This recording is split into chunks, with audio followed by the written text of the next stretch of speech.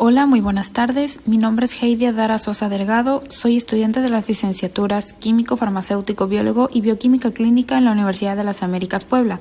Y el día de hoy me complace presentarles la ponencia Fiebre tifoidea por Salmonella typhi. El género Salmonella es el agente causal de distintas infecciones intestinales, las cuales son conocidas como salmonelosis y se pueden dividir en las dos siguientes patologías: la fiebre paratifoidea, que es causada por Salmonella paratyphi, y la fiebre tifoidea, o bien conocida como entérica, la cual es causada por Salmonella typhi. Y esta última representa una forma más grave de infección por Salmonella que las otras salmonelas. Asimismo, se calcula que de las infecciones por Salmonella typhi afectan a unos 22 millones de personas en todo el mundo y llegan a causar alrededor de 200.000 muertes cada año.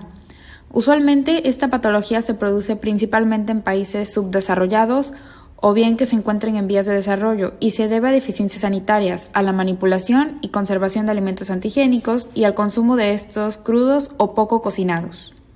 Es por ello que el día de hoy en la presente ponencia nos enfocaremos en Salmonella typhi, donde explicaré a detalle las generalidades y las características más importantes acerca de este microorganismo. Salmonella typhi es un bacilo gram negativo anaeróbico facultativo, el cual no es encapsulado ni esporulado, que en ocasiones puede llegar a sobrevivir en bajas condiciones de oxígeno. La mayoría de las cepas son móviles debido a que poseen flagelos que rodean a la célula. Estas bacterias son capaces de sobrevivir en una amplia variedad de condiciones de estrés por largos periodos de tiempo, dentro de los cuales pueden resistir ante la deshidratación, la supervivencia en el suelo, en agua e inclusive salmuera con un 20% de sal. Salmonella typhi puede sobrevivir durante 4 días en mariscos almacenados en una temperatura de 10 a 13 grados centígrados y en hielo por más de 90 días. Muchas bacterias patógenas gram negativas poseen sistemas de secreción tipo 3 relacionados con la virulencia y Salmonella typhi no es la excepción. De hecho, Salmonella posee 2 sistemas de secreción tipo 3. Estos sistemas son los encargados de medir la translocación de proteínas efectoras al citosol de la célula hospedadora, donde pueden alterar las rutas de señalización y así manipular las funciones celulares que van desde la bacteria hacia la célula hospedadora eucariótica.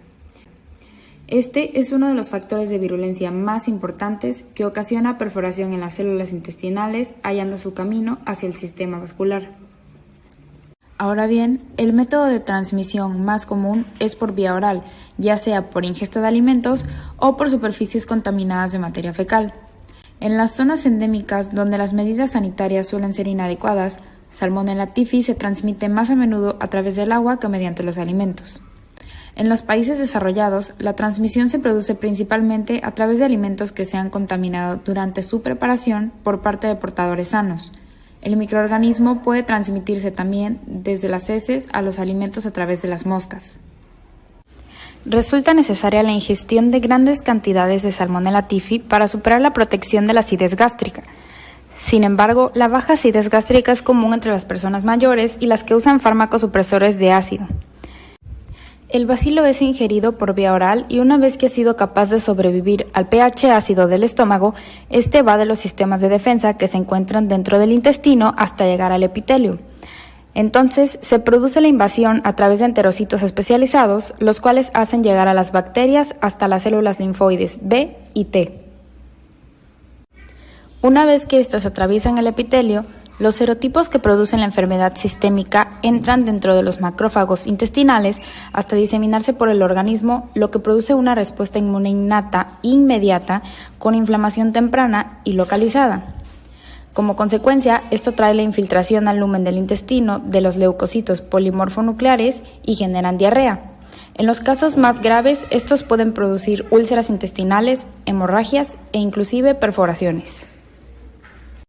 Para la fiebre tifoidea, el periodo de incubación usualmente tiene una duración de 8 a 14 días, y este es inversamente proporcional al número de microorganismos ingeridos.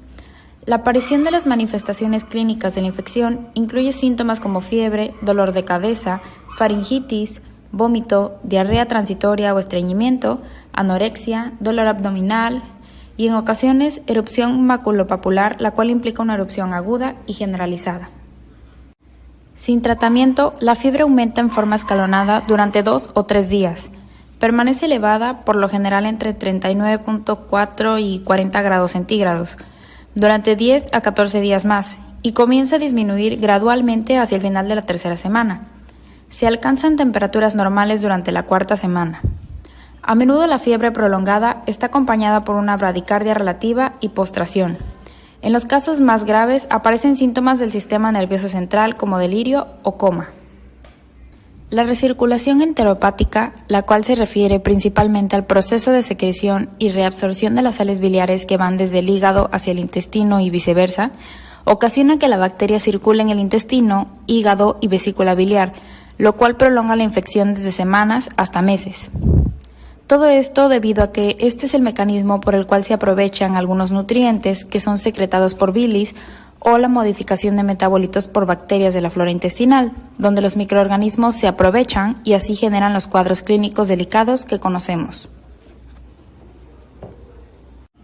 El diagnóstico de esta infección suele ser mediante cultivos celulares de heces, sangre y orina. Esto debido a que muchas infecciones generan presentaciones clínicas similares a las de la fiebre tifoidea. Sucede porque son producidas por otro tipo de bacilo, y dentro de ellas se encuentran algunas patologías como tuberculosis diseminada y paludismo. En general, los hemocultivos solo son positivos durante las primeras 2 semanas de la enfermedad y los coprocultivos arrojan resultados positivos durante la semana 3 a 5. Si estos cultivos son negativos y es fuerte la sospecha de fiebre tifoidea, el cultivo de una muestra de médula ósea puede revelar la presencia del microorganismo. Dado a que la resistencia a fármacos es común, las pruebas de sensibilidad estándar también resultan esenciales. El bacilo tifoideo tiene antígenos O y H que estimulan en el huésped la formación de los correspondientes anticuerpos. Un aumento de 4 veces en los títulos de anticuerpos anti-O y H en muestras pareadas obtenidas con 2 semanas de diferencia sugieren una infección por Salmonella typhi. A esta prueba se le denomina test de Widal. Sin embargo, esta prueba solo es moderadamente sensible, porque esto es sensible solo en un 70%, y carece de especificidad. Muchas cepas de Salmonella no tifoidea muestran reactividad cruzada y la cirrosis hepática incluso también puede producir resultados falsos positivos. Para el tratamiento es importante tener en consideración que la resistencia a los antibióticos es muy común y se encuentra en aumento, especialmente en lo que son las zonas endémicas. Por ello, estas pruebas de sensibilidad deben guiar la selección de los medicamentos. En general, los antibióticos preferidos incluyen ceftriaxona e incluso a veces fluoroquinolonas o acitromicina. Las fluoroquinolonas pueden utilizarse en niños, pero se requiere de precaución.